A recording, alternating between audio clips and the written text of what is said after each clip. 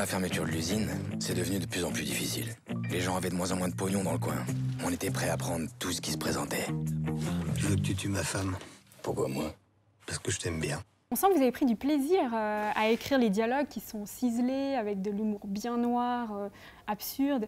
Et parfois, c'est même théâtral, j'ai trouvé.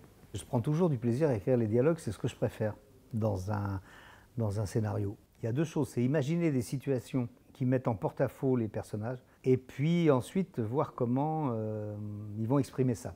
Bien, est-ce que vous prenez de la drogue, monsieur Scoran? Avec le salaire que vous me donnez, je limite même mes cafés. Ça doit être de l'humour, j'imagine.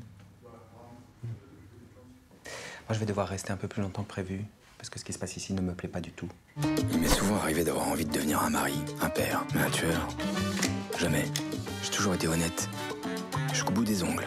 J'ai dit que je la tuerais, donc je la tuerais. Jacques? J'aime bien qu'on se quitte sur un... Ça peut être ce qu'on peut appeler théâtral, puisqu'au théâtre, on recherche ça, on recherche la réplique. Mais c'est ce que font les Américains dans les comédies aussi. Hein. Gage!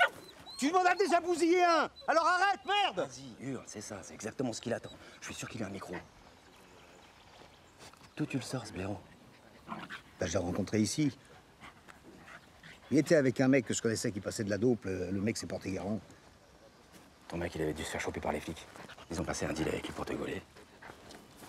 On va avoir une conversation avec Karl. Je suis sûr qu'il a un émetteur. Ouais. Alors on verra sur place. Il faut qu'on règle ce problème d'une façon ou d'une autre, parce que je te préviens. Si tu te gourres, c'est que t'es un psychopathe. Et je peux pas vivre avec une grenade dégoupillée dans le slip, moi.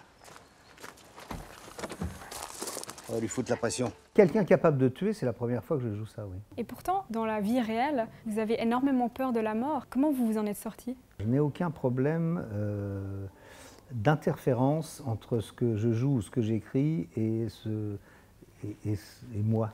Parce que je ne suis pas exhibitionniste, je n'ai pas envie de me montrer.